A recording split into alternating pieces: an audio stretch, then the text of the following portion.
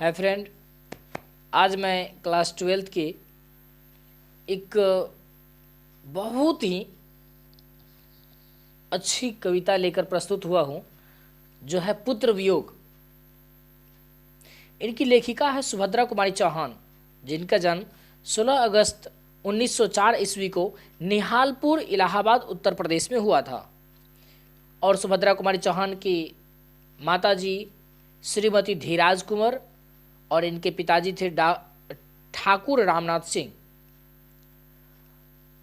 सन 1919 ईस्वी में सुभद्रा कुमारी चौहान की शादी ठाकुर लक्ष्मण सिंह चौहान के साथ हुआ, जो खंडवा मध्य प्रदेश के निवासी थे। और ये जो कविता लिखी है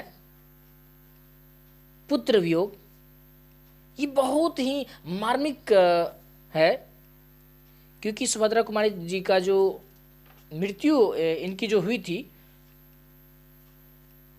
वो एक कार दुर्घटना में हुई थी। बसंत पंचमी के दिन ये नागपुर से जबलपुर जाते समय रास्ते में कार दुर्घटना में इनकी मृत्यु हो गई थी 15 फरवरी 1948 ईस्वी को।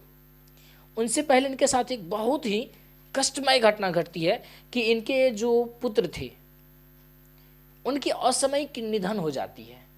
असामयिक का अर्थ होता है बिना समय का। बिना समय का अर्थ ये हुआ कि जिनका कोई ना उम्र हुआ था मरने का, या नहीं कोई इसके साथ कोई दिक्कत थी, अचानक से। तो उसी पुत्र के विरह में, शोक में यह एक कविता लिखी है। देखिए किस प्रकार से है, बता दे रहा हूं। कहती है कि आज दिशाएं भी हंसती है उल्लास विश्व पर छाया, मेरा खोया हुआ खिलौना अब तक मेरे पास ना आया।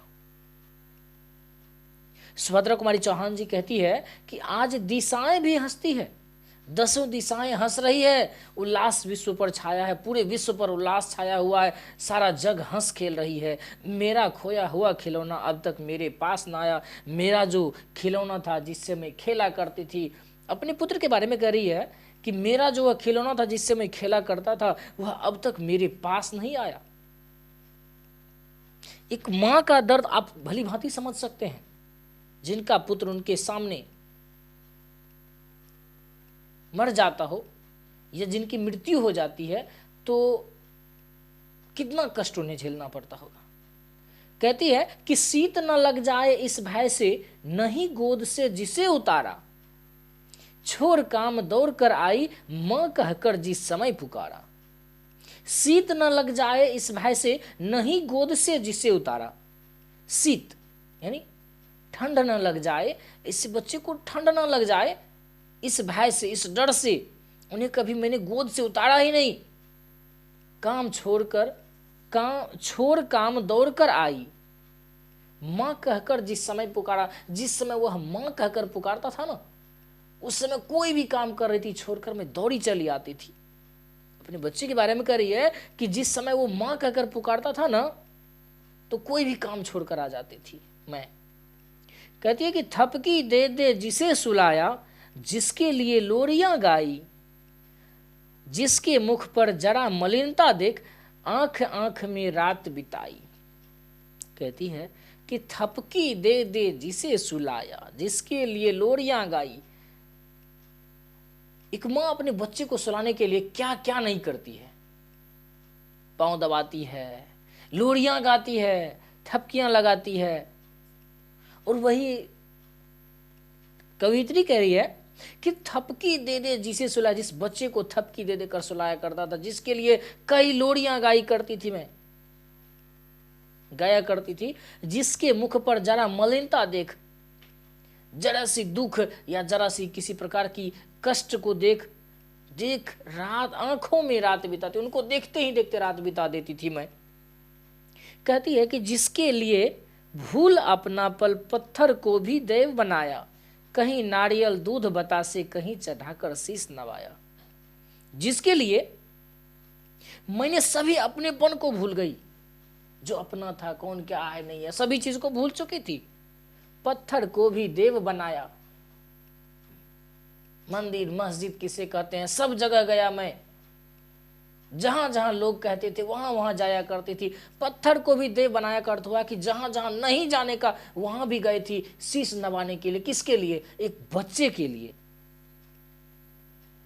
कहीं नारियल दूध बतासे, कहीं चढ़ाकर शीश नवाया। जहां जिन्होंने जो कहा चढ़ाया, जहां कहा शीश नवाने मैंने नवा लिया। फिर भी कोई कुछ कर ना सका, छिन ही गया खिलौना मेरा। मैं असहाय विवश बैठी ही रही, उठ गया छौना मेरा।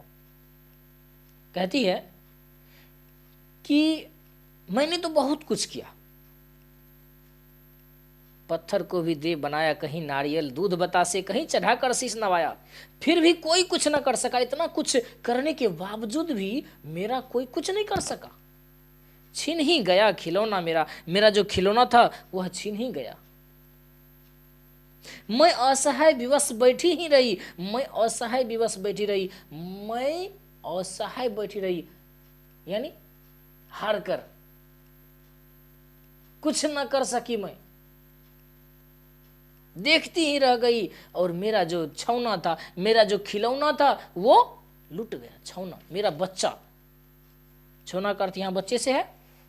कहती है कि तड़प रहे हैं विकल प्राण ये, मुझको पल भर शांति नहीं है। वह खोया धन पा न सकूंगी, इसमें कोई भ्रांति नहीं है।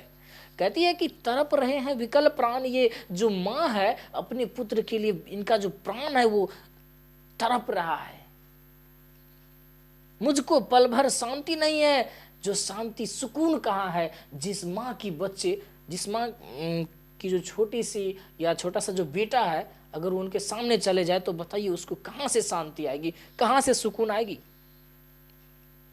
कहती है कि वह खोया हुआ धन पा ना सकूंगी, जो धन मेरा था वही मेरा धन था, वह खो गया, वह पा ना सकूंगी। इसमें कोई भ्रांति नहीं, इसमें कोई शक ही नहीं है, क्योंकि जो धन मैंने खो दिया वह धन मुझे प्राप्त हो ही नहीं सकता है। फिर भी रोता ही रहता है, नहीं मानता है मन मेरा। कवित्री कहती है कि मेरा जो मन है ना ये रोते रहता है, कभी मानता है नहीं। बड़ा जटिल निरस लगता है, सुना सुना जीवन मेरा, बड़ा ही जटिल सा लगता है मेरा ये जीवन, एकदम सुना सुना सा लगता है, जैसे मेरे जीवन में कुछ और है ही नहीं। यह लगता है एक बार यदि पल भर को उसको पा जाती, जी से लगा प्यार से सर सहला सहला उसको समझाती। सच कहते हैं ये लाइन सुनकर ना, मतलब कभी कभी करुणा उमड़ पड़ती है। कवित्री कहती है कि यह लगता है यदि एक बार यदि उनको पा लेती, एक बार फिर से अगर कहीं आ जाता तो उसे गले लगाती, जी से लगाकर प्यार करती और सर को सहला सहला कर उसको समझाती, जी भरकर प्यार करती उनसे, अपने बच्चे से। एक मां की जो करुणामयी जो बात है वो सुनिए। कहती है कि सर सहला सहला कर उसको समझाती कि हे मेरे भैया, मेरे बेटे, अब मां को यूं छोड़ न जाना, बड़ा कठिन है बेटा खोकर मां को अपना मन समझाना। कहती है कि मेरे भैया, मेरे बेटे, अब मां को यूं छोड़ न जाना। कुछ ही समय तूने छोड़ा, मां की विकल प्राण जो है ना वो तड़प रही थी, अब छोड़कर ना जाना, बड़ा कठिन है एक मां को अपना बेटा खोकर अपने मन को समझाना।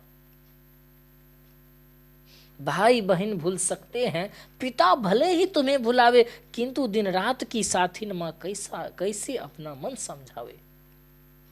कवित्री जी कहती हैं कि भाई बहन भूल सकते हैं तुमको, जो भाई है, जो तुम्हारी बहन है वो तुम्हें भूल सकते हैं, चाहे जो पिता है तुम्हारे वो तुम्हें भूल सकते हैं, भुला जाए, किंतु जो दिन रात की साथिन माँ है वो अब कैसे अपना मन समझावे। जो माँ तुम्हारे लिए दिन रात एक कर देती है, जो तुम्हारे साथ रहा करती थी, कैसे अपना मन समझावे।